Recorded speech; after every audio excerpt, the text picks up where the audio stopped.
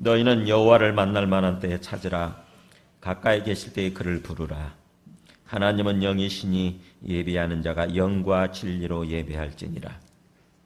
이 시간 또 거룩한 주일을 허락하여 주셔서 특별히 오늘 성령 강림주일인데 이렇게 성령 강림주일을 맞이해서 주님 앞에 나와서 예배드릴 수 있게 해주신 은혜에 감사하고, 또 한 주간 동안 살면서도 주님을 믿는다고 하면서도 심지어 주님을 향해서 주여 주여 부르면서도 사실은 내가 주인 돼서 살았던 그런 육신적인 시간들, 그 시간들을 회개함으로 이 시간 주님의 보혈로 다시 한번 우리의 심령을 깨끗이 씻어주셔서 주님께서 기뻐 받으시는 심령, 오직 주님께만 올려드려지는 그런 예배가 되도록 다 함께 기도함으로 주님 앞에 나아가겠습니다.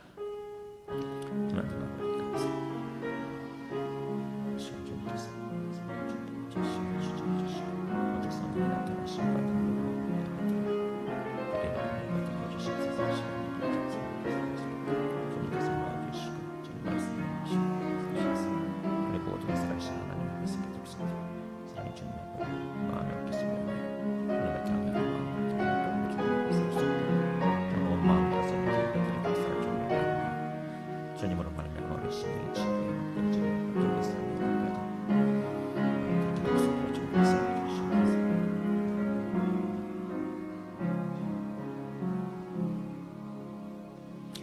만일 우리가 우리 죄를 자백하면 그는 미쁘시고 의로우사 우리 죄를 사하시며 우리를 모든 불의에서 깨끗하게 하실 것이요, 살아계시고 거룩한 주님, 오늘 또 거룩한 주일, 특별히 성령 강림주일을 저희가 허락하여 주셔서 주님 앞에 나와서 경배하며 예배드릴 수 있게 하시니 감사합니다.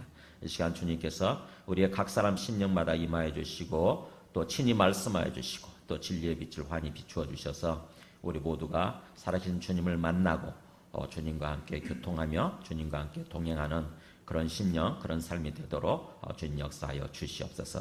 예수님의 이름으로 기도드립니다. 아멘. 아멘. 주를 찬양하나이다. 마음을 다해서 올려드리겠습니다. 가사를 생각하면서 가사에 마음을 실어서 올려드리겠습니다. 아멘. 주를 찬양하나이다.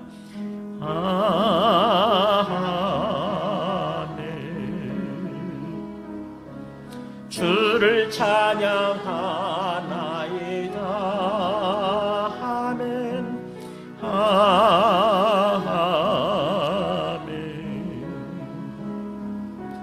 주를 찬양하나이다. 성령 회복시켜 주옵소서. 성령이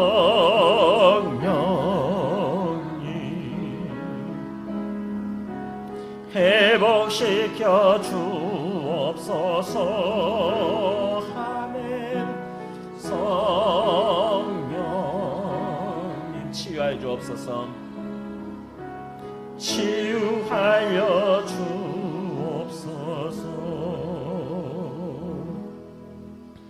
아멘. 오늘 말씀은 사도행전 19장 1절에서 7절까지입니다. 사도행전 19장 1절에서 7절까지 저와 여러분이 한 절씩 교독하시겠습니다. 신약 페이지 220쪽. 아볼로가 고린도에 있을 때에 바울이 윗지방으로 다녀 에베소에 와서 어떤 제자들을 만나 이르되 너희가 믿을 때에 성령을 받았느냐? 이르되 아니라 우리는 성령의 계심도 듣지 못하였노라. 바울이 이르되 그러면 너희가 무슨 세례를 받았느냐? 대답하되 요한의 세례니라. 바울이 이르되 요한이 회개의 세례를 베풀며 백성에게 말하되 내 뒤에 오시는 이를 믿으라 하였으니 이는 곧 예수라 하거늘. 그들이 듣고 주 예수의 이름으로 세례를 받으니 바울이 그들에게 안수하며 성령이 그들에게 임하심으로 방언도 하고 예언도 하니, 같이 읽습니다. 모두 12사람쯤 되니라. 아멘. 앉으시겠습니다. 지난주 우리 말씀 암송했던 거 한번 복습 한번 해볼까요? 에베소 6장 5절 처음 보시는 분들은 앞에 있는 거 보시고 읽으시고요. 외우신 분들은 그냥 생각하면서 하시면 되겠습니다. 종들아 시작. 종들아 두려워하고 떨며 성실한 마음으로 육체의 상전에게 순종하기를 그리스도께 하듯 하라. 아멘. 뭐 지금 종들에게 권면하는 말씀이지만 아랫사람들에게 상관없어요. 상전들에도 마찬가지입니다. 이게 그리스도께 하듯 하라. 어떤 사람이든지 내 앞에 있는 사람들을 향해서 그리스도께 하듯 하라고 하는 게 이게 원칙이에요. 대원칙. 그러니까 그 앞에 있는 사람이 나보다 위에 분이든 또는 아랫사람이든 상관없습니다. 누가 됐든지 간에 복음 안에서 대원칙은 뭐냐면 그리스도께 하듯 하는 게 그리스도께 하듯. 그러니까는 앞에 계시는 우리 주님을 바라보고 주님의 관점에서 그 사람을 대하는 거죠. 주님을 사람들을 생각하고 그 사람을 대하는 거죠. 그게 대원칙입니다. 그래서 그리스도께. 그러니까 남편과 아내 관계에서도 마찬가지였잖아요. 그죠? 죽게 하듯 하라 그랬잖아요. 죽게 하듯 하라. 그러니까는 우리 원칙에 이것을 잘 이렇게 마음속에 새기고 이 원칙에 입각해서 살아가게 되면은 우리 삶이 모든 게 참 원만하고 우리 삶이 행복해지게 되는 것입니다. 그래서 꼭 다시 한번 우리 한번 해볼까요? 종들아 시작. 종들아 두려워하고 떨며 성실한 마음으로 육체의 상전에게 순종하기를 그리스도께 하듯 하라. 아멘. 이 두려워하고 떨며를 누구한테 이게 사람한테 두려워하고 떤다는 얘기 아니라고 그랬어요. 그죠? 앞에가 뭐가 생략되어 있냐면은 주님 앞에서 그런 뜻이에요. 주님 앞에서 두려워하고 떨며 주님이 우리 앞에 계시니까 주님 앞에서 두려워하고 떤다는 게 경외하는 거죠. 주님을 경외하는 것. 성경에서 말하는 경외란 말이 그런 뜻이에요. 그래서 하나님이시니까 그분이 우리가 죽고 사는 것이 그분 손에 다 달려 있잖아요.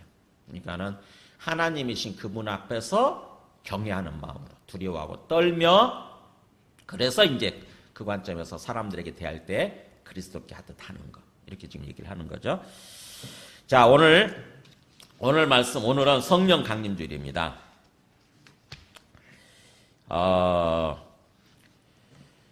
오늘 말씀을 보게 되면은 이 성령이라고 하는 것 뭔지 성령 받는다고 하는 것이 무엇인지에 대해서 한번 깊이 한번 생각해 보시기 바랍니다.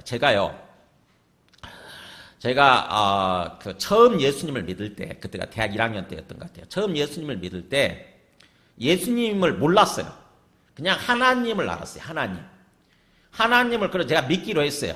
이상하게 그런 마음이 들더라고. 그래서 성경을 읽었는데 성경을 읽으면서 몇 달 동안 성경을 읽다가 예수님은 잘 모르겠고 그냥 하나님을 이제 믿고 싶었어요. 그래서 하나님을 믿기로 했어요.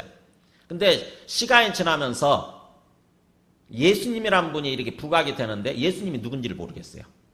하나님과 나 사이에 내가 그냥 하나님을 믿으면 되지.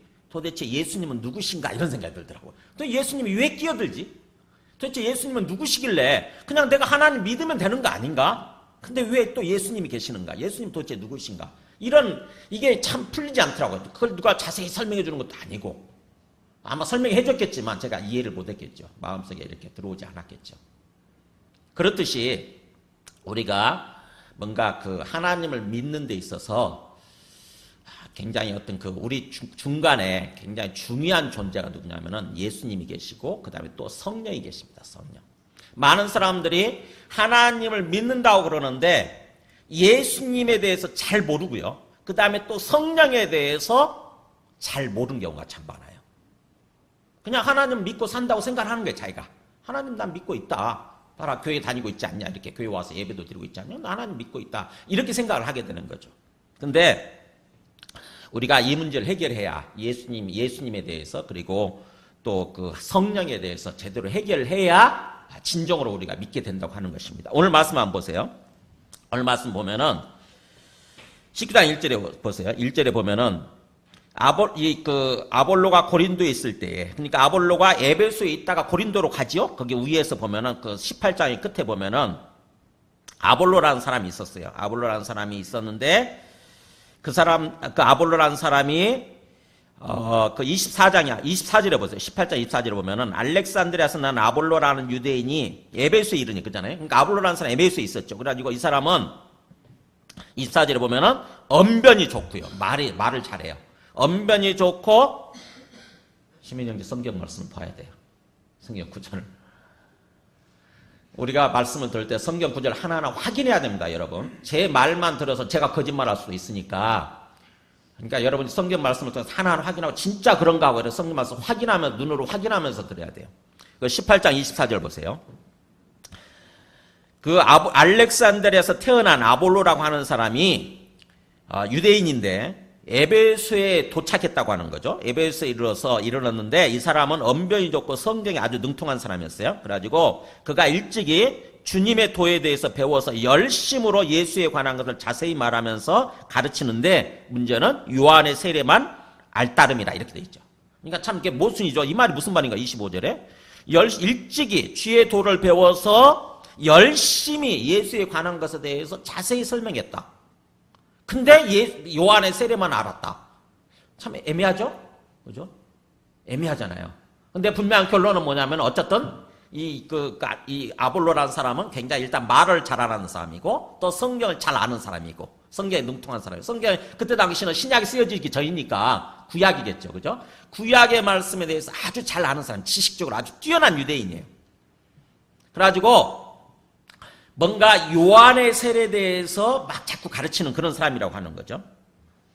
근데 그가 회당에서 담대히 말하기 시작할 때 브리스길라와 아굴라가 듣고 이 사람이 브리스길라와 아굴라는 사도 바울을 통해서 복음을 듣고 예수 믿은 부부지요. 부부. 브리스길라와 아굴라가. 부부가 그걸 듣고 이 아볼로의 얘기를 가만히 들으면서 보니까 회당에서 예배를 드릴 때 아볼로의 얘기를 가만히 들으면서 보니까 이 사람이 성경을 정말 잘 아는데 정작 예수님을 모르는 거예요. 예수님을 모르는 것입니다. 그래서 이 사람이 브리스길라 아굴라가 듣고 데려다가 하나님의 도에 대해서 더 정확하게 풀어서 이렇게 얘기를 합니다. 그러니까는 이제 이렇게 해서 아볼로가 진짜로 예수님을 믿게 된 거죠. 그리고 나서 27절에 보니까 아볼로가 아가야로 건너가고자 했다고 그랬죠. 아가야가 바로 이 고린도예요. 고린도 지방에. 고린도 지방으로 건너가고자 할 때 이 형제들이 그를 격려하면서 제자들에게 편지, 추천서지요. 추천서를 써가지고 잘 따뜻이 영접해주라 이렇게 해가지고 그가 가요. 그 고린도 지방으로 가서 은혜로 말미암아 믿은 자들에게 많은 유익을 주니 왜냐하면은 이는 성경으로서 예수는 그리스도라고 증언하여 공중 앞에서 대중 앞에서 힘있게 유대인의 말을 이기미르라. 그러니까는 뭐예요?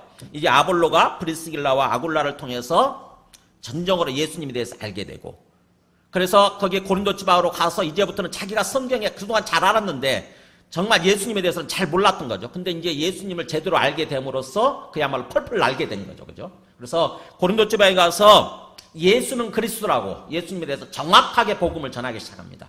근데 이 사람이 성경에 대해서 아주 능통하다 보니까 그리고 거기다가 예수님을 정확히 알다 보니까 이제 모든 성경을 가지고 유대인과의 논쟁에 있어서 이기는 거예요. 승리하는 거예요. 그러니까 많은 사람들이 은혜를 받게 되는 거죠. 자, 이런 일이 있었어요. 그리고 나서 그렇게 아볼로가 고린도 지방에 있을 때, 아가야 지방, 고린도 지방에 있을 때 바울은 어디에 도착하냐면 그 아볼로가 있었던 에베소에 이르게 되는 거죠. 그래가지고 에베소에 딱 이러고 보니까는 어떤 믿는다고 하는 제자들이 있는 거예요. 제자들. 그 제자들이란 말이 나오죠. 믿는다고 하는 어떤 제자. 이게 예수님의 제자는 아니고 그때 당시에 뛰어난 스승이 있으면 그 스승을 쫓아가는 제자들이 있었어요. 항상. 그러니까 이게 어떤 제자인지 잘 몰라요. 근데 분명한 것은 제자들이에요. 그래가지고 제자라고 소위 자기들 스스로 제자라고 생각하는 사람들이에요. 그들에게 그 사도 바울이 그렇게 묻습니다. 뭐라고 물어요? 2절에 너희가 믿을 때 성령을 받았느냐 이렇게 물어요. 너희가 믿을 때 성령 받았니? 성령 받았니? 여러분한테 지금 사도 바울이 이 질문을 했다고 생각해보세요. 제가 여러분한테 질문합니다. 여러분 성령 받으셨어요? 여러분 성령 받으셨어요? 확실히 얘기할 수 있으세요? 난 성령 받았다고. 확실히 얘기할 수 없으면 잘 들으시기 바랍니다. 만약에 여기 있는 사람들처럼 소위 이 사람들은 제자들 아닙니까? 그죠? 제자들. 사랑의 교회는 제자훈련 하거든요. 제자훈련에서 1년, 2년 되면 제자훈련, 1년 됐을 때 제자훈련 수료증 주고 그 다음에 또 사역훈련 또 1년 마치게 되면 사역훈련 수료증 돼가지고 순장으로 세우게 되거든요. 영적 지도자로 세우게 되는 거죠. 근데 제가 보면은 그렇게 제자훈련을 마치게 되면 진짜 예수를 잘 믿게 되는 사람들이 있는 반면에 제자훈련 마쳤는데도 불구하고 예수를 안 믿는 사람들이 있어요. 그냥 수료증만 받았어요. 제자훈련 수료증만 받아요. 수료증만 받고 자기는 제자다 이런 생각을 하는 거죠. 근데 대화를 해보면 안 믿고 있어요. 안 믿고 있어요. 참 기가 막힌 현상들이 벌어지는 거죠. 지금 여기 있는 사람들이 그런 거예요. 자기들은 제자들이라고 그러는데 너희가 성령 받았느냐 이렇게 질문했더니 뭐라고 대답합니까? 우리는 성령이 있다는 것도 성령이 계심도 듣지 못하였노라. 아니 뭔 소리예요 그런 거죠. 아니 성령이 뭐예요 성령이? 우리 가운데는 아마 그런 생각 하시는 분들 계시죠. 도대체 성령이 뭔가? 내가 성령 받았나? 내가 성령 받았나? 성령이 뭐지? 이런 생각 하시는 분들 계시죠? 그분들은 오늘 이 말씀을 잘 들으시기 바랍니다. 지금 여기 있는 사람들이 그런 거예요. 너희들 믿을 때 성령 받았니? 그러니까 성령이 계시다는 것조차도 성령이 있다는 것조차도 알지 못했다. 난 듣지 못했다. 성령이 뭡니까? 이렇게 하고 성령이 뭡니까? 그러면서 그렇다고 한 두 번째 질문합니다. 3절에 바울이 그렇다면 너희가 도대체 무슨 세례를 받았느냐? 그동안 세례 받았다며 무슨 세례 받았니라고 묻는 거예요. 무슨 세례? 그랬더니 뭐라고 그럽니까? 요한의 세례를 받았습니다. 이렇게 대답하는 거예요. 요한의 세례. 여러분 요한의 세례가 뭐지요? 요한의 세례가 예수님이 오셨을 때 예수님이 오시기 전에 세례 요한이 계속해서 뭐라고 하죠? 회개하라고 그러면서 앞으로 그리스도가 오신다. 앞으로 하나님이 오신다 그러면서 회개하라고 그러죠? 회개하라고. 그러면서 물로 이렇게 씻어주지 않습니까? 그게 바로 요한의 세례예요. 그러니까 요한의 세례라고 하는 것은 정확히 예수 그리스도의 세례가 아니라 예수 그리스도를 알기 위한 앞으로 예수 그리스도를 알기 위한 그 전 단계 세례인 거예요. 그 전 단계 세례. 어떻게 보면 신앙의 길로 들어서기 시작하는 어떤 그런 단계인 거죠. 신앙의 길로 호기심을 쫙 갖고 마치 제가 그거하고 똑같은 거예요. 처음에 진짜 성경을 읽으면서 보니까 하나님이 계시는 게 맞는 것 같아요. 그래가지고 제가 이제 하나님을 믿기로 하는 것과 똑같은 게 하나님을 믿기로 하는 것과 근데 나중에 보니까 예수 그리스도라는 분이 등장하는 거예요. 예수라는 분이 등장하는 거예요. 이게 해결이 안 되는 것입니다. 도대체 내가 하나님 믿으면 되지? 예수님은 뭔가 이게 예수님은 도대체 하나님과 나 사이에 예수가 왜 필요한가 하는 거예요. 예수가 왜 필요한가? 내가 구원받는 데 있어서 도대체 하나님 믿으면 되지 예수가 왜 필요한가? 이게 참 이해가 안 되더라고. 이거하고 똑같은 거예요 지금. 그랬더니 사도 바울이 그러죠. 요한의 세례만 받았다고 그러니까 4절에 이렇게 설명을 하죠. 요한이 회개의 세례를 전하면서 회개의 세례를 베풀면서 한 말이 뭐라고 그랬냐면은 내 뒤에 오시는 이를 믿으라. 너희가 이렇게 회개의 세례, 그야말로 회개의 물세례를 받을 뿐만 아니라 뭐예요? 나중에 내 뒤에 오시는 분이 계신다. 그분을 믿어라. 라고 얘기했다고 하는 거죠. 그분을 믿어라. 그러니까는 본질이 뭐냐? 우리 신앙의 본질은 그냥 요한의 세례, 단지 회개에서 어떤 세례만 받은 것이 아니라 뭐냐면은 내 뒤에 오시는 분. 그분이 누군지는 모르지만 그분을 믿어야 된다고 하는 거죠. 세례 요한 뒤에 오시는 분. 바로 그분이 누구냐면은 이는 곧 예수라. 이렇게 하는 거예요. 예수. 정확하게 예수님에 대해서 알고 예수님을 믿어야만 된다고 하는 거죠. 그랬더니 5절에 그들이 듣고 주 예수의 이름으로 세례를 받으니. 자, 그들이 예수님에 대해서 이제 복음을 정확히 듣습니다. 사도 바울을 통해서. 그냥 요한의 세례에 그냥 회개만 하면 되는 줄 알았더니 사도 바울이 뭐라고 얘기했냐면은 바로 뭐예요? 예수님에 대해서 얘기를 하는 것입니다. 우리가 회개할 뿐만 아니라 예수님을 정확하게 믿어야 된다고 하는 거예요. 예수님에 대해서 뭐라고 했냐면 주 예수라고 그랬죠. 주 예수. 주님 되시는 예수 이렇게 말하는 주님 되시는 예수. 그냥 인간 예수가 아니에요. 인간 예수가 아니라 예수님을 주님으로 믿는 것입니다. 예수님을 주님으로. 예수님을 하나님으로 믿는 거예요. 하나님으로. 그래서 그들이 듣고 주 예수의 이름으로 세례를 받습니다. 그랬더니 놀라운 일이 벌어지는 게 6절에 그렇게 세례를 받을 때 바울이 그들에게 안수해줘요. 이렇게 확실하게 보여주는 거죠. 아마 주 예수의 이름으로 이들에게 성령을 보내주시옵소서라고 안수했겠죠. 안수하면서 기도했겠죠. 그죠? 이들에게 성령을 보내주시옵소서. 그래가지고 안수를 했더니 기도했더니 뭐예요? 진짜로 성령이 그들에게 임하시는 것입니다. 성령이 임하시는 증거가 뭘로냐면은 방언도 하고 예언도 하는 그런 모습으로 나타났다고 하는 거죠. 그때 그 사람들이 모두 12명쯤 됐다. 이렇게 얘기를 하죠. 12명쯤 됐다. 그래가지고 그때부터 그들을 대상으로 해서 사도 바울이 매일같이 하나님의 말씀을 전하는 거예요. 매일같이. 보면은 8절에 그랬죠. 석 달 동안 석 달 동안 계속 말씀을 강론했더니 어떤 사람들은 그걸 그대로 받아들이기도 하고 아직 안 믿은 사람들은 반발을 하는 것입니다. 그죠? 유대인들 중에 반발을 하는 사람들이 있겠죠. 예수를 인간 예수인 줄 알았더니 인간 예수를 하나님의 아들, 하나님처럼 얘기하니까 반발이 일어나겠죠. 그래서 비방을 하는 사람들이 나타나죠. 9절에 보니까. 그러니까 바울이 아예 그들과 딱 분리해요. 그들을 딱 떠납니다. 안 믿고 비방하는 사람들을 같이 있을 필요가 없는 거죠. 그래서 딱 떠나서 어떻게 합니까?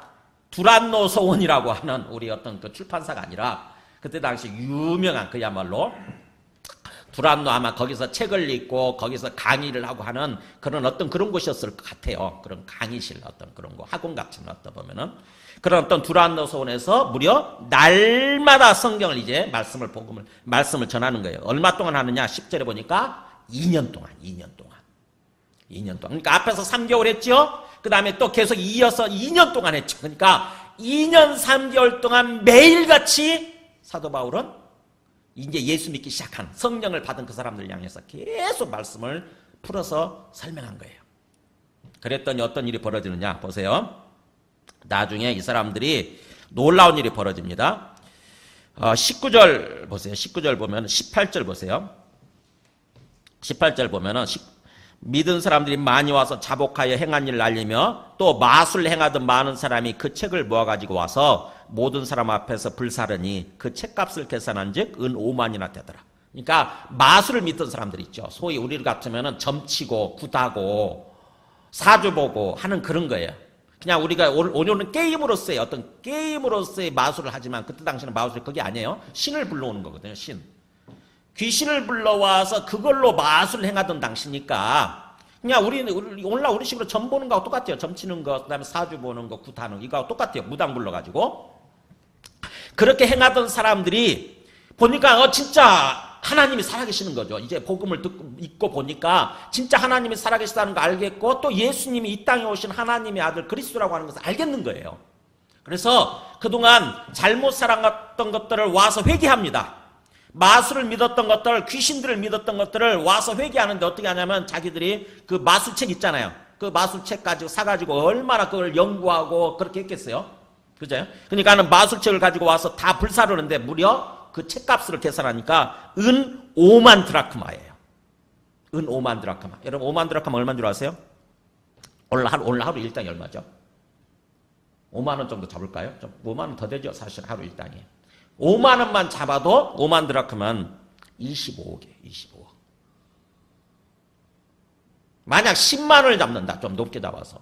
하루 일당. 그러면은 50억이에요. 50억. 여러분 책값 50억어치 책값에서 사면 책이 얼마인 줄 아세요? 50억어치 책을 사서 쌓아놓으면 책이 어느 정도 될 것 같습니까? 엄청나겠죠. 그죠? 엄청날 거예요. 아마. 50억이면 엄청나. 1억 원어치 책만 사도 여기 산더미처럼 쌓아요. 여기. 근데 생각해보세요. 25억 내지 50억어치 마수책을 가지고 와서 사람들 불사르는 거예요. 엄청난 일이 벌어지고 있는 거죠. 그러니까 내가 그동안 정말 하나님을 몰라서, 예수님을 몰라서 하나님을 모르고, 그래서 정말 내가 귀신을 믿고 살았던 것들을 깨닫게 된 것입니다. 그러니까 그동안 그런 것들을 다 불살라서 다 없애는 거예요. 그러면서 20절에 이와 같이 주의 말씀이 힘이 있어 흥왕하여 세력을 얻으냐. 그냥 주님의 말씀을 쫙 에베소 교회를 에베소 지역을 완전히 지배하는 것입니다. 복음이 예수님을 믿는, 예수님을 통해서 살아계신 하나님을 믿는 그 믿음이 에베소 지역을 쫙 덮어버리는 거예요. 에베소 지방을 완전히 덮어버린 것입니다. 여러분, 자, 잘 보세요. 우리가 믿음에 있어서 단계가 있다고 하는 걸 알아야 돼요, 여러분. 믿음에 있어서 그냥,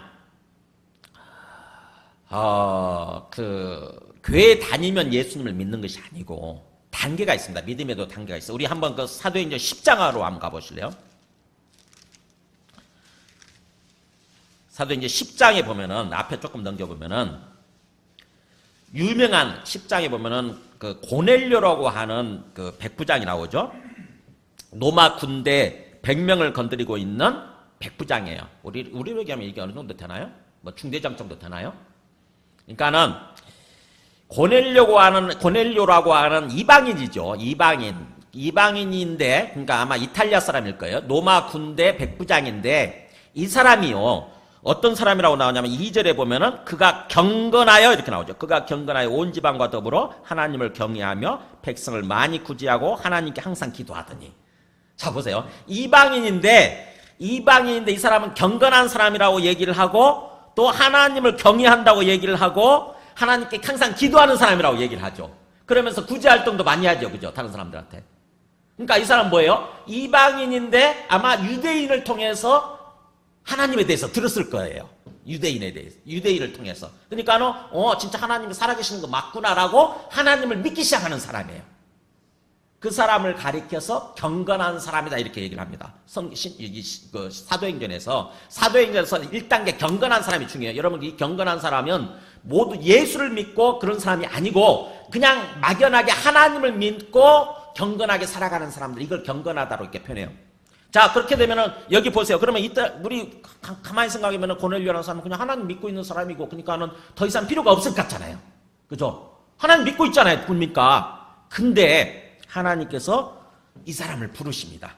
이 사람을 보세요.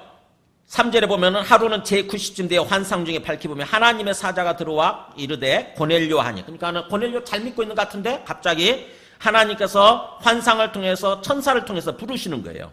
그래가지고 5절에 보면 너가 지금 사람들을 요바에 보내어 베드로라 하는 시몬을 청하라. 그러니까 뭐예요? 베드로라고 하는 시몬을 불러라 이렇게 얘기하는 거죠. 베드로라고 하는 시몬을 불러라. 그래가지고 시몬이 갑니다. 시몬이 가요. 고넬료 집에 가갖고 거기 36절로 가서 보세요.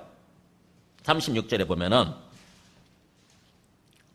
베드로가 가서 고넬료한테 뭘 하냐면은요. 만유의 주 되신 예수 그리스도로 말미암아 화평의 복음을 전하사 이렇게 나오죠. 자, 그 베드로가 가서 어떻게 합니까? 이미 하나님 믿고 있는 것 같은데 그 고넬료한테 뭘 전합니까? 만유의 주가 되시는 예수라고 하는 그리스도를 전하는 거예요. 그러니까 한마디로 얘기하면 뭐예요? 주 예수 그리스도를 전하는 거죠. 주 예수 그리스도 복음을 전하는 거예요. 예수님은 주님 되시고 그리스도라고 하는 복음을 전하는 것입니다. 화평의 복음을 전했다고 그랬죠. 그랬더니 또 그 다음 단계 보세요. 44절 보니까 베드로가 이 말을 할 때에 성령의 말씀 듣는 모든 사람에게 내려오시니. 자, 어떤 일이 벌어집니까? 베드로가 그들에게 주 예수 그리스도에 관한 복음을 전하고 그들이 듣고 믿을 때에 어떤 일이 벌어져요? 성령이 임하는 거예요. 성령이 그들에게. 그러니까는 45절에 베드로와 함께 온 할례 받은 신자들이 유대인들이죠. 유대인들이 이방인들에게도 이 이방인 고넬료에게도 성령 부어주심을 듣고 말미암아 깜짝 놀라는 거예요. 왜냐하면 성령을 받았을 때 방언을 말하고 하나님 높임을 들이미르라. 그러면서 47절에 그랬죠. 이에 베드로가 이르되 이 사람들이 우리와 같이 성령을 받았으니 누가 등이 물로 세례를 베풀을 그 말이요. 그러면서 명하여 예수 그리스도 이름으로 세례를 베풀라 하니라. 자, 보세요. 그러면 어떻게 됩니까? 믿음이 저와 똑같죠, 그죠? 처음에 그냥 하나님을 알았어요. 하나님을 막연히 듣고 알았어요. 하나님 믿기로 했어요. 고넬료도. 그래서 열심히 사는 거죠. 가서 기도도 하고 다른 사람들 구제도 하고. 근데 하나님이 그걸로 전부라고 얘기하지 않고 뭐예요? 베드로를 불러서 베드로에 가서 주 예수 그리스도 복음을 전하게 하는 거예요. 주 예수 그리스도. 그래서 베드로가 주 예수 그리스도 복음을 전하니까 그래서 그들이 그것을 듣고 믿을 때에 또 어떤 일이 벌어지냐면 성령이 그들에게 임하는 것입니다. 자, 그러면은 신앙의 믿음의 단계를 잘 생각해 보세요. 막연히 하나님을 아는 경건한 단계가 있어요. 경건한 사람. 경건한 단계. 그랬다가 뭐예요? 이 주 예수 그리스도에 대해서 복음이 그리스도 뒤쪽으로 빼주세요. 주 예수 그리스도 이 복음을 듣고 예수님을 주님과 그리스도로 믿는 단계예요. 예수님을 주와 그리스도로 믿는 단계. 복음의 단계. 그야말로. 그리고 나서 뭐냐면은 성령을 받는 것입니다. 성령 받음의 단계예요. 자, 그러면은 여러분 어떤 단계세요? 여러분의 신앙 단계는? 진단 질문이에요. 성령 받았느냐 묻는 거죠. 성령 받았느냐. 그랬더니 성령 있다는 것조차도 몰랐대. 그러면 너희들 무슨 세례 받았는데? 알고 보니까는 주 예수 그리스도의 세례를 받은 것이 아니라 뭐예요? 요한의 세례를 받은 거죠. 그냥 요한의 세례. 막연한 하나님이 있다고 하는 거에 대해서 그냥 복음을 들은 것입니다.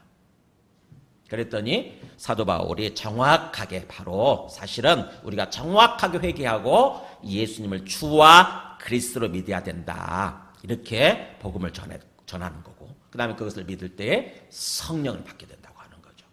자, 이것이 우리가 그렇다고 한다면 우리가 예수님을 정확하게 믿고 이제 성령까지 받는 것이 얼마나 중요한가. 우리가 잘 알고 있는 그 복음에 관한 말씀이 있잖아요. 사도행전 2장에 한번 보여주세요. 여기 보면은 사도 베드로가 처음 성령이 임하고 나서 오늘처럼 성령 강림주일이잖아요. 처음 성령이 임하고 나서 베드로가 처음 설교할 때 복음에 대해서 쭉 설교하는 가운데서 이렇게 요약을 해요. 그런 적 이스라엘 온 집은 확실히 알지니. 그런 적은 결론적으로 그런 뜻이에요.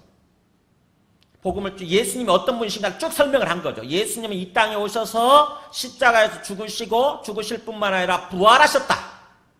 그리고 부활하셔서 부활하실 뿐만 아니라 우리가 보는 앞에서 하늘로 올리셨다. 하늘로 올라가셨다. 하늘로.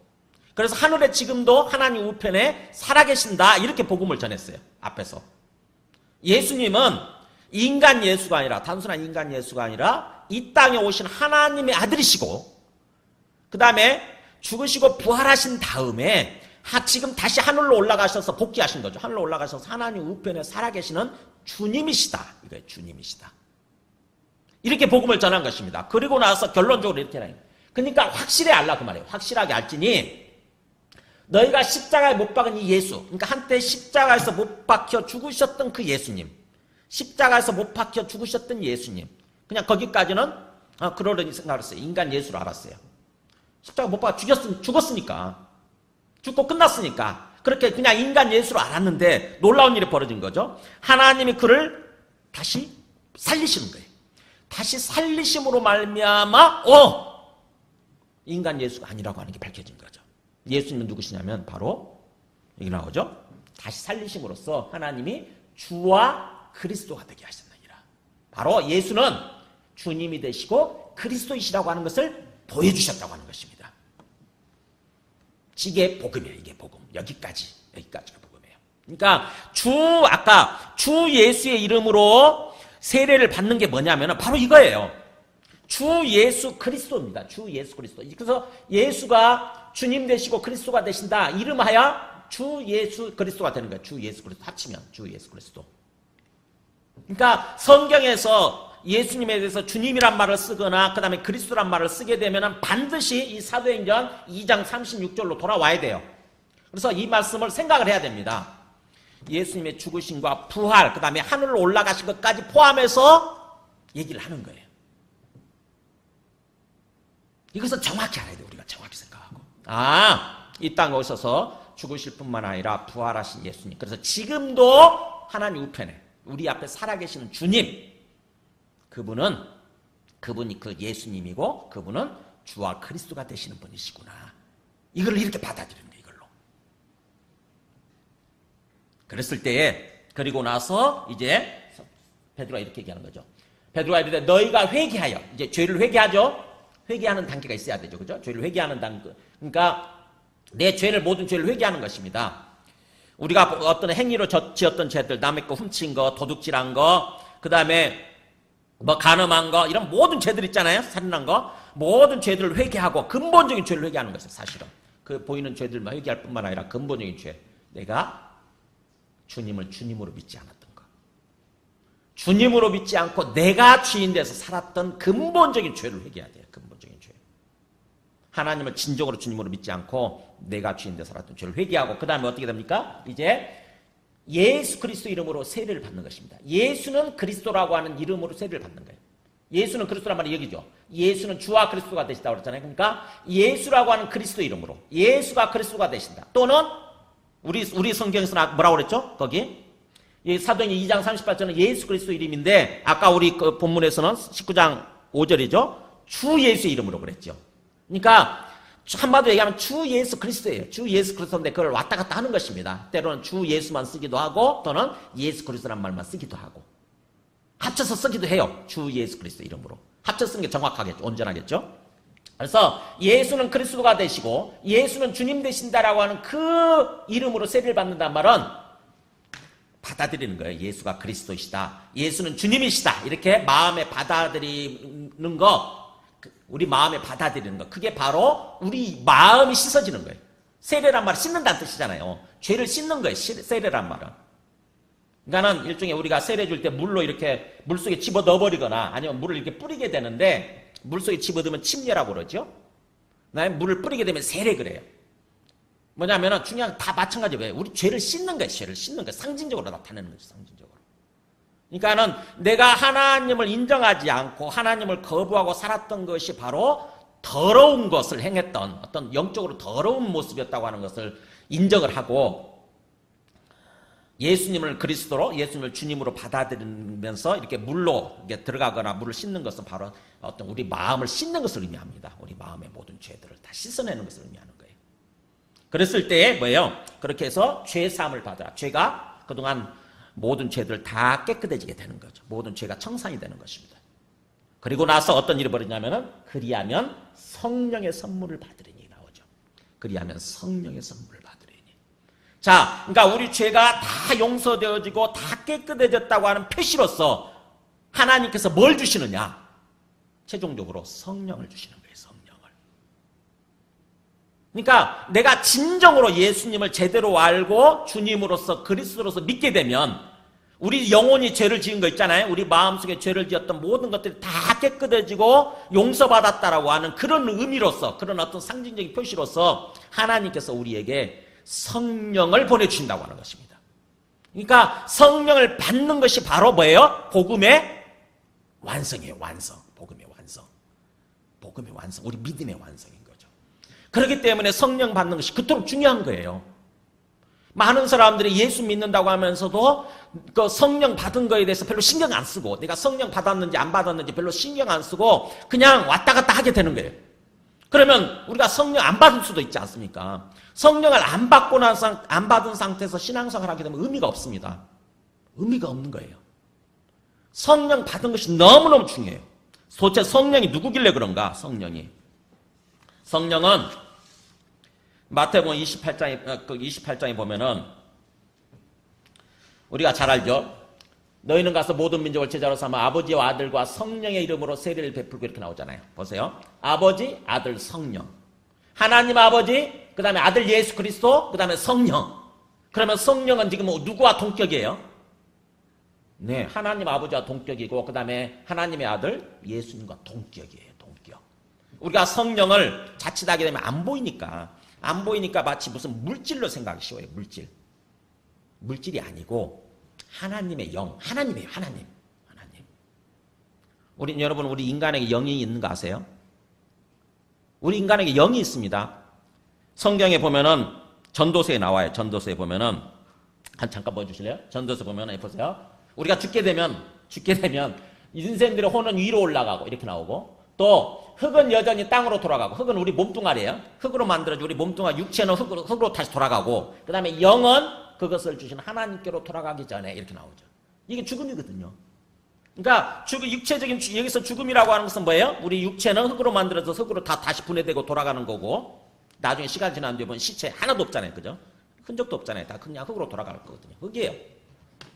근데 우리 속에 뭐가 있냐면 여기는 혼이고 여기는 영이라고 되어 있는데 합치면 영혼이 되겠죠. 우리 속에 있는 영혼이 있어요. 영혼. 그 영혼이 떠나가는 거죠. 영혼이 육체와 분리되는 게 죽음이죠. 근데 우리에게 영혼이 있다고 한다면은 그 영혼은 뭐겠어요? 영혼이 물질입니까, 여러분? 아니요. 나에게서 나의 영혼은 나와 똑같이 생각하고 느끼고 어떤 인격을 가지고 있는 또 다른 나예요. 또 다른 나. 나에게 있어서 내 영, 그걸 뭐 분리하기도 하죠. 영혼을 영과 혼으로 분리하기도 하고 그냥 한꺼번에 얘기하기도 하는데 어쨌든 영이든 혼이든 영혼이든 간에 나에게 그것이 있다고 한다면 그건 물질이 아니라 뭐예요? 또 다른 나와 똑같은 인격체이신 거죠. 그죠? 또 다른 나의 똑같은 인격체예요. 나예요, 나의 본질이지 사실은. 나의 본질적인 나죠. 그렇듯이 하나님에게 있어서 하나님의 영, 성령은 뭐겠어요? 물질이 아니라 하나님이신 거예요. 우리가 예수님을 믿을 때 그 하나님이신 하나님의 영을 우리 안에 받게 되는 것입니다. 놀라운 일이죠. 엄청난 일이에요, 이게. 엄청난 일이에요. 하나님이신 분이 우리 안에 들어오시게 되는 거예요. 하나님이신 분이. 여러분, 귀신 받으면 어떻게 되는 줄 아세요? 우리 속에 귀신이 들어오게 되면 우리 인격이 왜곡되지 않습니까? 그죠? 왜곡이 되잖아요. 이상한 소리 하고 이상한 행동을 하게 되고 막 이러지 않습니까? 근데 하나님의 영이 우리 안에 들어온다고 하면 어떻게 되겠어요? 네, 하나님 같은 모습으로 사는 거예요. 하나님 같은 생각을 하고 하나님 같은 모습으로. 그러니까 우리 안에 성령을 받는다고 하는 것은 굉장히 중요한 일이 되는 거죠. 복음이 뭔 줄 아세요, 여러분? 복음이라고 하는 것은 왜 기쁜 소식이냐? 복음이라고 하는 것은 바로 하나님과 함께 살아가기 때문에 복음이에요. 하나님과 함께 살아가기 때문에 기쁜 소식인 거예요. 근데 하나님과 함께 살아간다고 하는 것이 바로 우리 안에 성령을 통해서 가능해지기 시작하는 거죠. 그러니까 이 땅에서부터 성령을 받아서 하나님의 영이 우리 안에 계신다고 하는 것은 이제 그 성령을 통해서 하나님과 함께 동행하는 거잖아요. 우리 안에 항상 하나님을 모시고 있으니까, 그죠? 우리 안에 항상 하나님을 모시고 사는 거니까 이제 하나님과 함께 사는 거 아닙니까? 그랬다가 나중에 예수님 재림하시게 되면은 이제는 우리 몸이 썩지 않을 몸으로 부활해가지고 영원히 하나님 직접 보면서 영원히 하나님과 함께 살아가게 되는 거죠. 완전한 복음이 되는 거죠. 완전한 기쁜 소식이 이루어지게 되는 것입니다. 그러나 이 땅에서부터 예수님 믿는 순간부터 성령을 받아서 비록 영적이긴 하지만 영적으로 교통하면서 하나님과 함께 동행하는 거니까 그게 복음이에요. 그러니까 성령을 받는다는 것이 하는 것이 얼마나 중요한가 하는 거죠.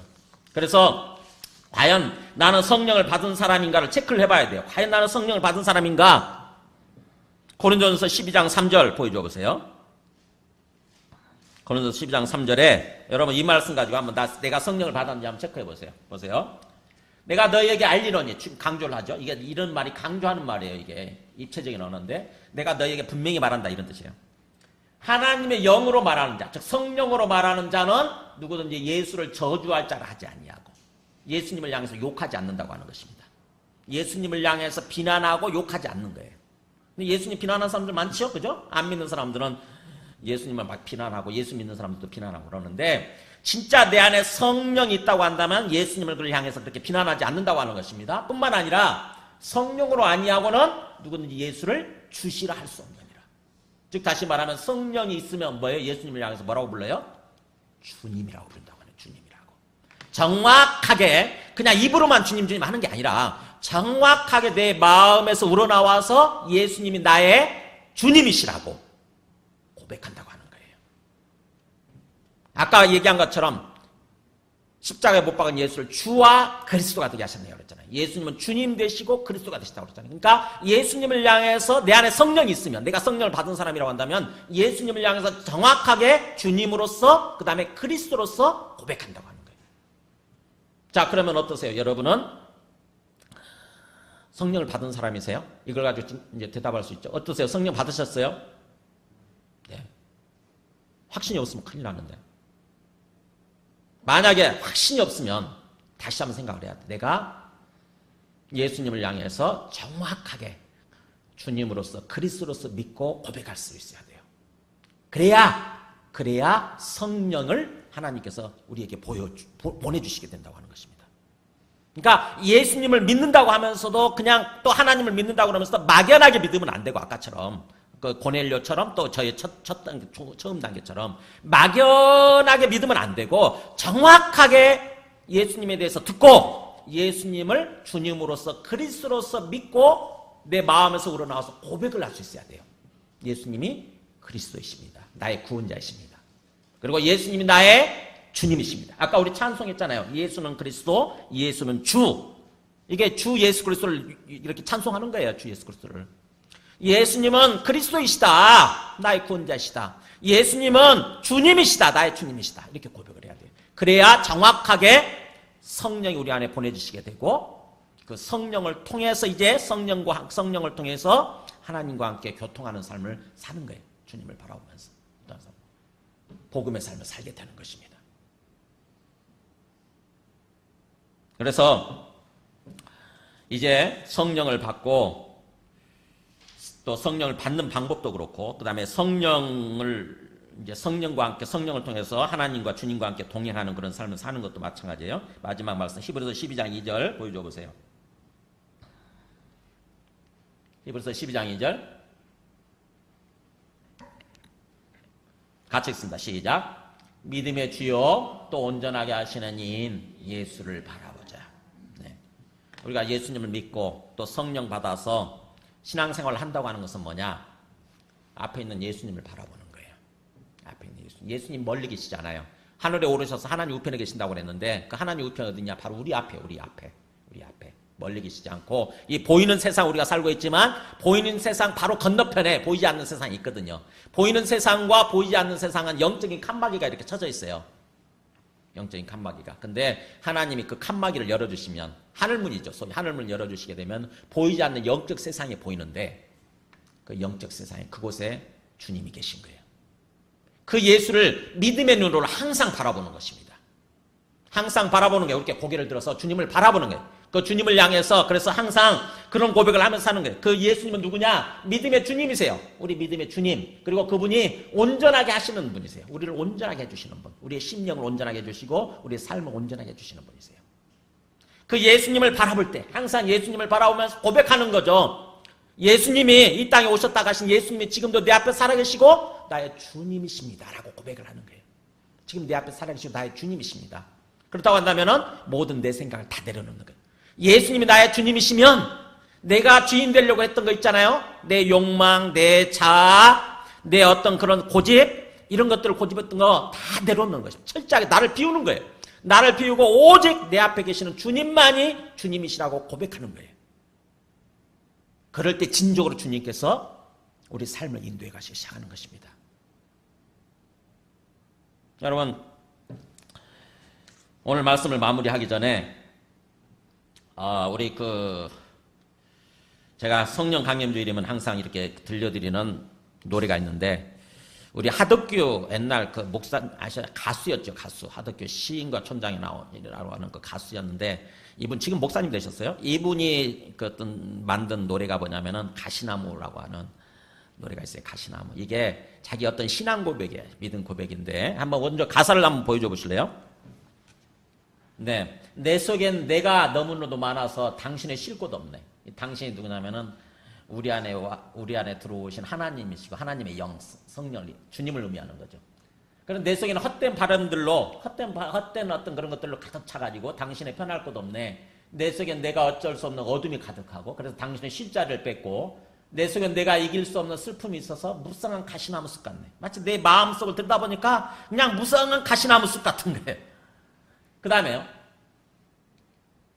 바람만 불면 그 메마른 가지가 서로 부대끼면서 울어대고. 그러니까 내 속에 있는 막 우리 심령이 굉장히 메말라 있으면 그렇잖아요. 보면은 가시나무로 무성하고 메말라 있으면은 그 사람들을 대할 때도 계속 그런 모습으로 대하죠. 그죠? 계속 찔러요. 다른 사람들 찌르고 상처를 주고 막 그런 모습으로 살죠.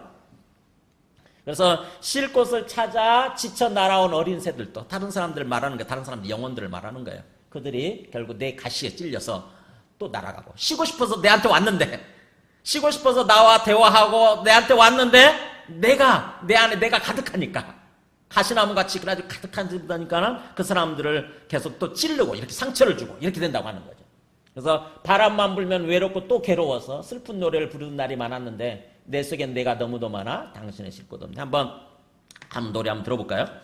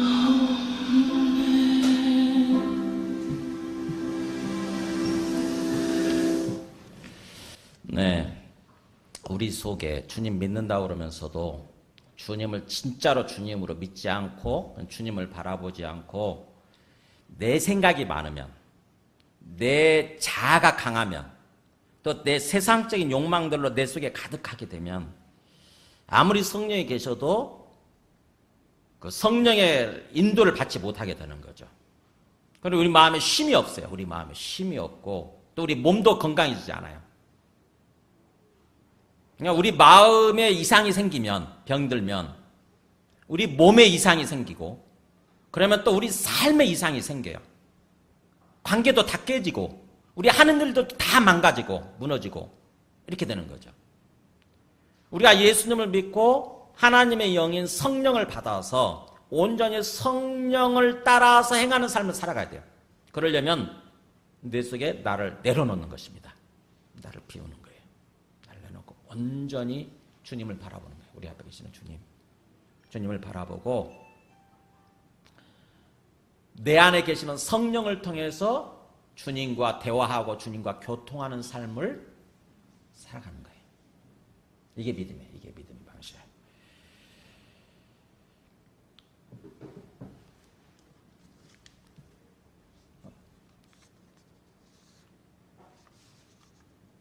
네, 우리 오늘 말씀을 통해서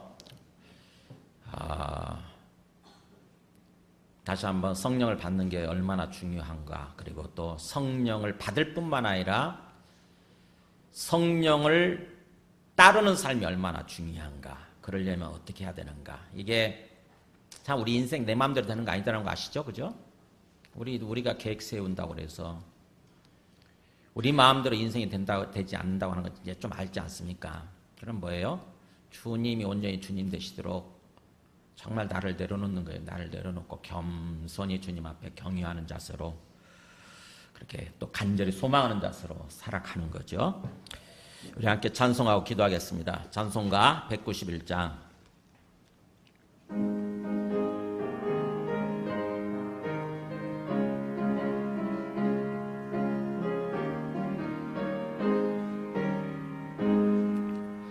내가 매일 기쁘게 순례의 길 행함은 주의 팔이 나를 안보함이요, 내가 주의 금복을 받는 참된 비결은 주의 영이 함께함이라.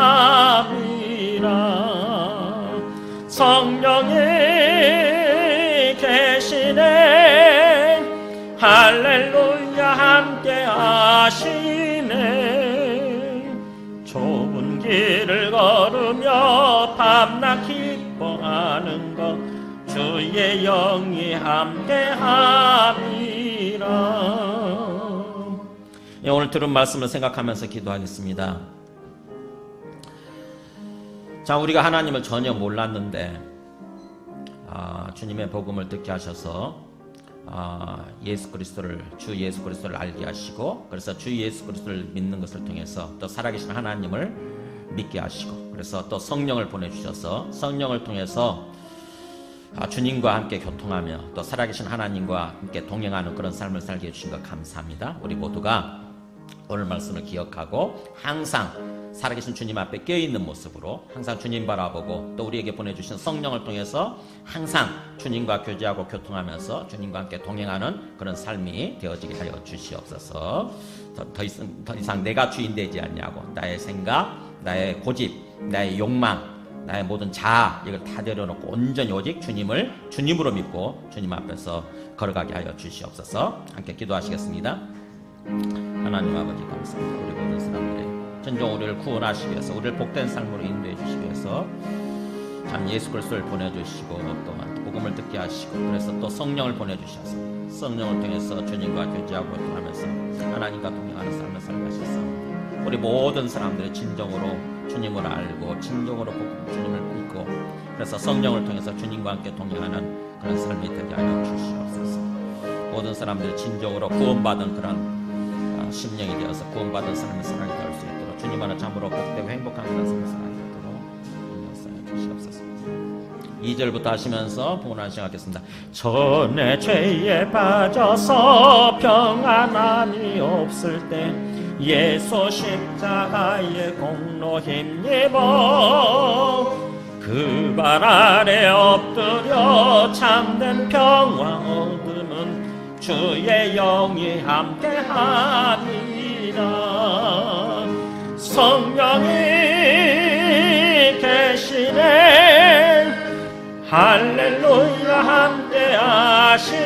함께하시네. 좁은 길을 걸으며 밤낮 기뻐하는 것 주의 영이 함께함이라.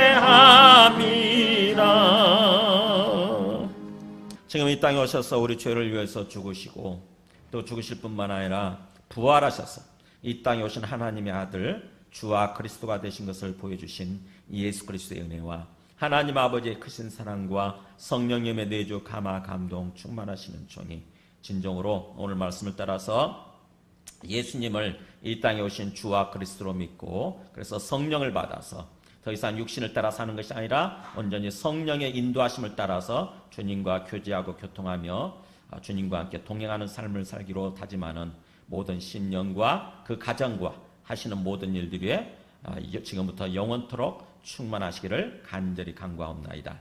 아멘.